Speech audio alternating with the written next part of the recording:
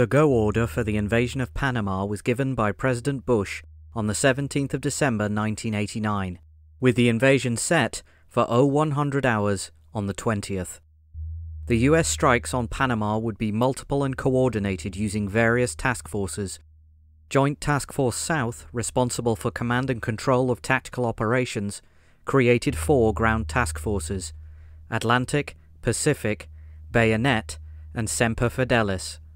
And with this, the invasion was underway. Hello, and welcome to another Tank Encyclopedia voiced article. I'm your host Mark, and today I will be covering the invasion of the Panama Canal and providing some details as to how this operation was carried out. If you like our videos and want to support us, please consider donating on Patreon or PayPal. All of the funds will be used to improve future Tank Encyclopedia content. Any help would be greatly appreciated.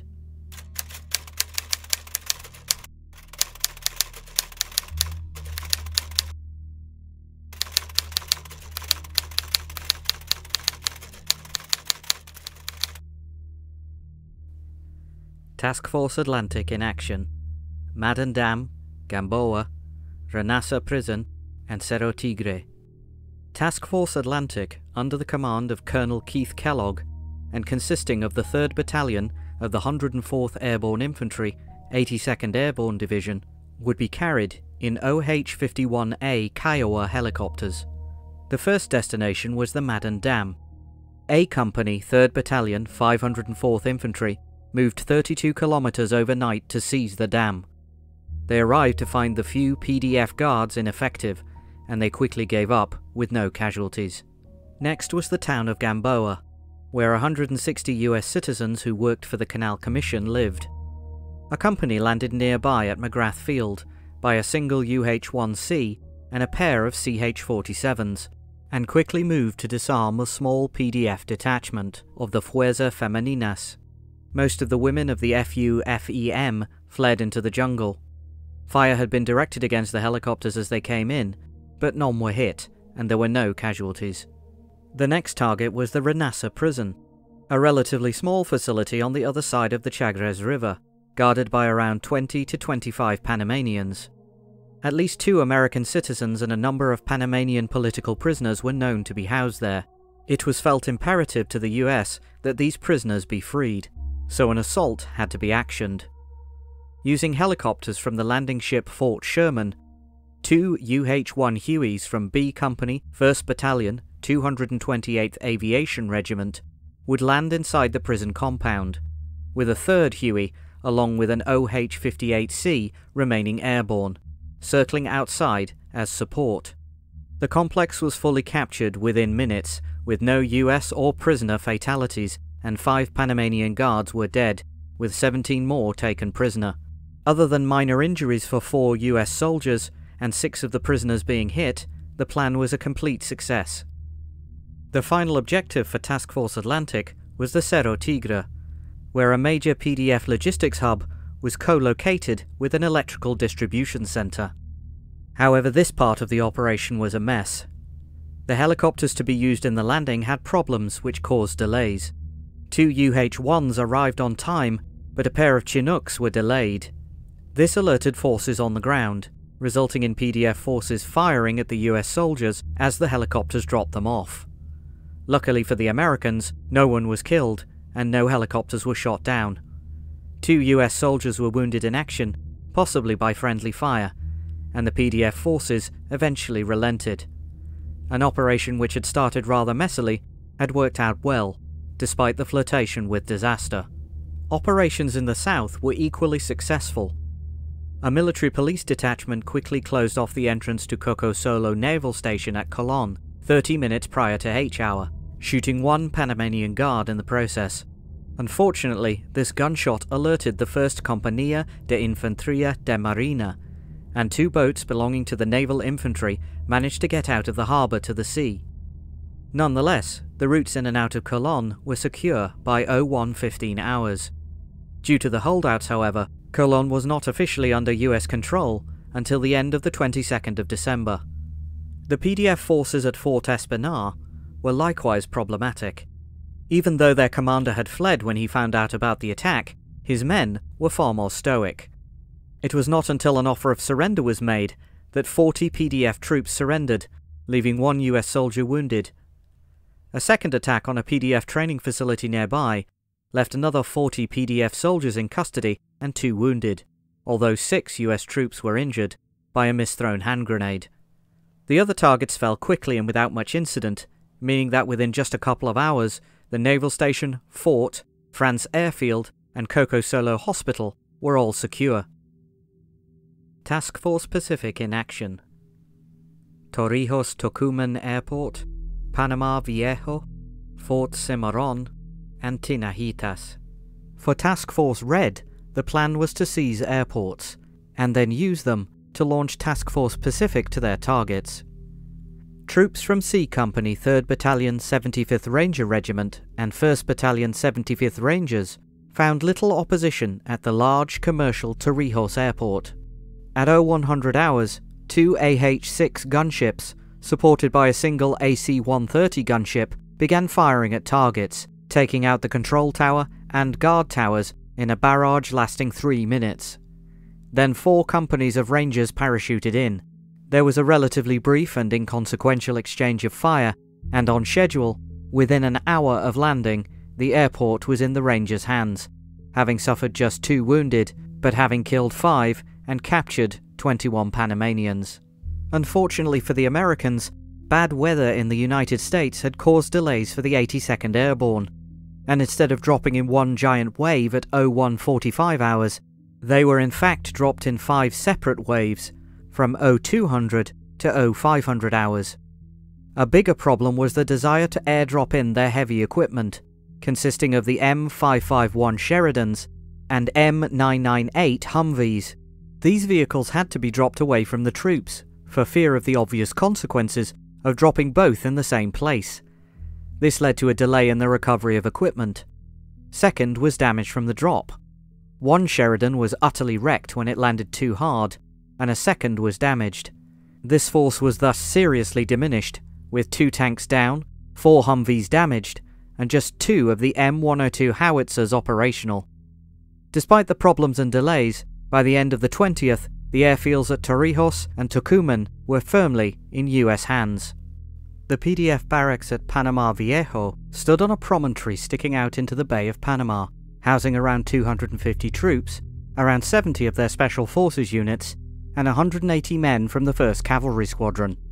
Panama Viejo was to be seized in a simultaneous attack, in conjunction with the attack on Tinajitas and Fort Cimarron.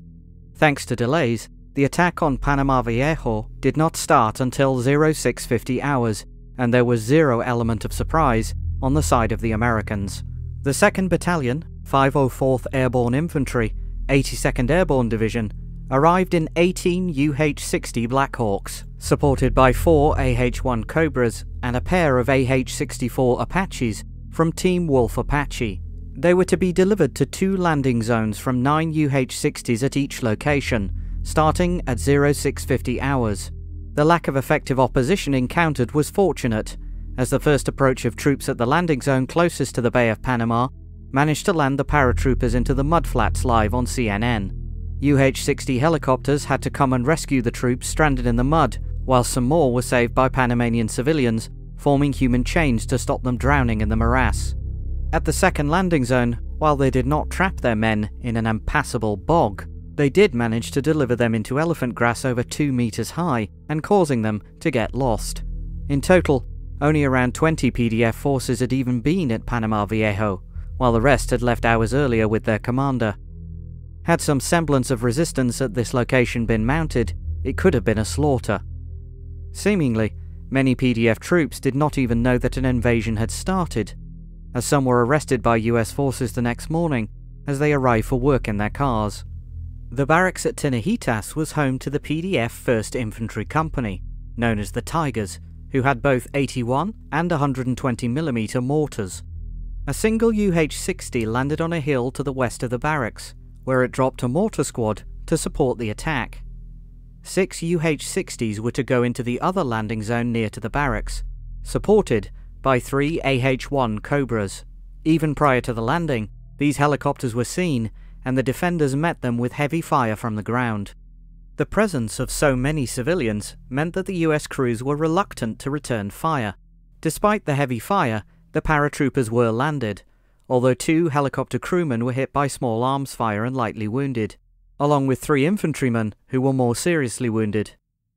A second mission was even more hazardous. Using just 5 UH-60s, as one had to be diverted to Howard's Air Force Base as a medevac for the wounded, every helicopter was hit multiple times by ground fire during this second lift, but none were lost. A combat team of AH-64 Apaches from Team Wolf Apache, along with a single OH-58C, supported these landings at Tinajitas as well.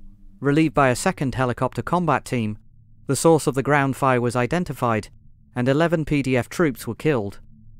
The barracks had been taken, at the loss of 2 American soldiers killed and numerous wounded. The final target of operations for Task Force Pacific was Fort Cimarron. The fort was home to the PDF Battalion 2000, which had around 200 men and was equipped with Cadillac gauge armoured cars, ZPU-4 air defence weapons, and heavy weapons.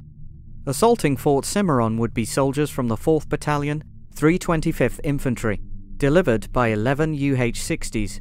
6 of them headed to the road to the south of the fort, and the other 6 landed to the west, forming a classic pincer manoeuvre.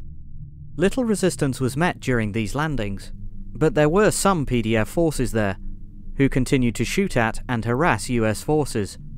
However, the majority of the PDF had simply left, either in the attack at Pecora Bridge, or simply left the fort prior to the American attack.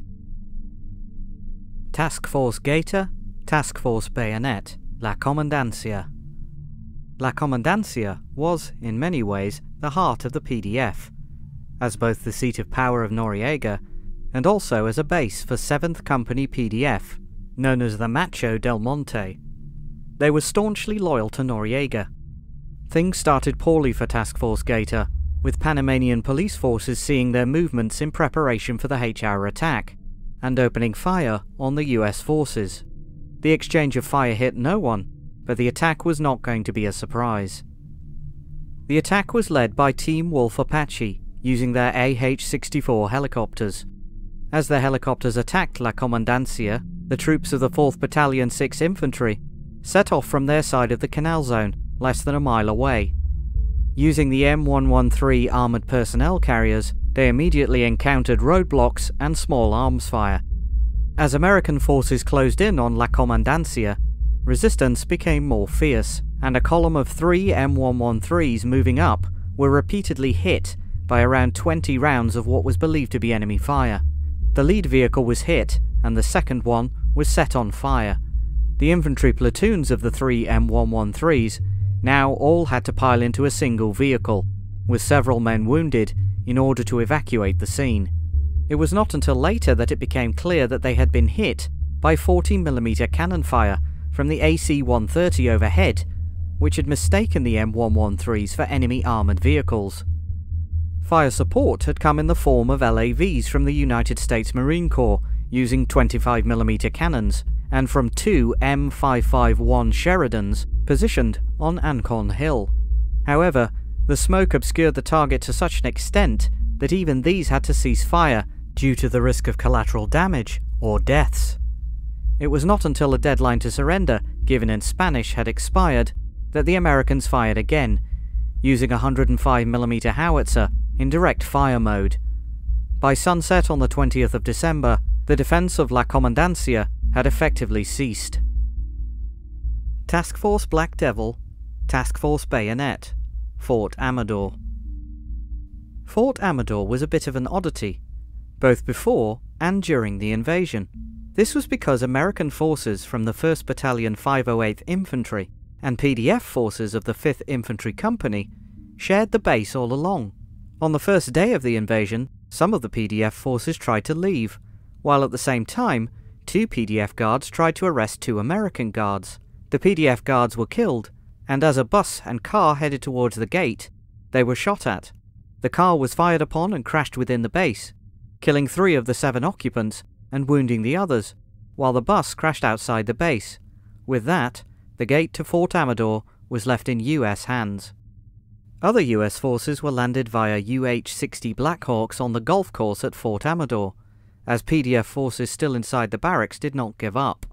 Fire support from the AC-130 was requested, but was a failure, as it missed all 3 buildings. In order to clear the buildings, a policy was adopted of spraying them liberally with heavy machine gun fire, followed by a pair of AT-4 anti-tank missiles and a single shell from a 105mm gun.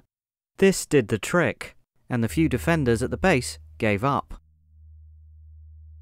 Task Force Red in action.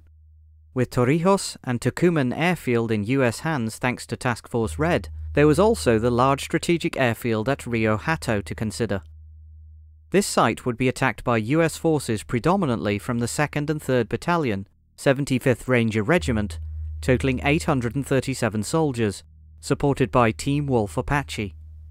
The operation was timed so the 2nd and 3rd Battalions would attack Rio Hato, as the 1st Battalion took Torrijos and Tucumán airports. Both attacks were supported by the 4th Psychological Operations Group, the 1st Special Operations Wing, and the 160th Special Operations Aviation Regiment, including the use of Apache helicopter gunships and the new F-117 stealth fighters in their first combat usage. Team Wolf Apache neutralized the PDF ZPU-4 air defense systems, attacking under the cover of darkness, with infrared night sights. A pair of F-117s were each to deliver a 2,000-pound GBU-27 laser-guided bomb, but they both missed by several hundred meters due to poor targeting data. More successful in subduing PDF forces was the gunfire from the AC-130 and the AH-1 and AH-64 helicopter gunships. The 2nd and 3rd Battalion 75th Rangers arrived in 13 C-130 Hercules transport aircraft, leading to a fierce gunfight resulting in 2 Rangers killed and 4 wounded. This was not the result of the PDF fire, but rather, this was a tragic blue-on-blue incident, when a helicopter gunship fired on their position in error. The US Army claims to have killed some 34 Panamanians in the attack on Rio Hato, and captured 250 more. The US casualty toll is officially 4 dead, 18 wounded, and 26 injured in the jump. Task Force Semper Fidelis in action. The objectives of Task Force Semper Fidelis were the security of the Bridge of the Americas, Araijan Tank Farm, US Naval Air Station Panama, and Howard Air Force Base, as well as controlling movement along the Inter-American Highway. As a result, they ended up with responsibility for the security of around 15 square kilometers of Panama City. Shortly before H hour, a warning was received of Panamanian V-300 armored cars in the city. Within 10 minutes, 13 LAV-25s, belonging to the 1st and 3rd platoons, and a single Humvee, belonging to a US Army PSYOPS team, were heading for Araijan Tank Farm. As the column moved towards DNTT Station 2, they started to receive incoming small arms fire. Using 3 LAV-25s, they ploughed through the gates and opened fire. The only Marine killed in the whole invasion was at the DNTT station. The whole operation took less than 10 minutes, and the station was secured. The PDF had set a large roadblock on the highway to the farm, guarded by 10 to 20 PDF troops. Task Force leaders authorized the trucks destroyed by 25mm cannon fire, and the PDF forces withdrew, allowing the column to secure Araijan. Thank you for joining us for our second video detailing the invasion of Panama. If you liked it, please leave a like and subscribe. You can find more information relating to the invasion in the full article, which is linked in the description. If you like what we're doing and want to let us continue working on these videos, please consider donating on Patreon or PayPal. All of the funds will be allocated to improving our articles and videos for you. Until next time, keep us in your sights.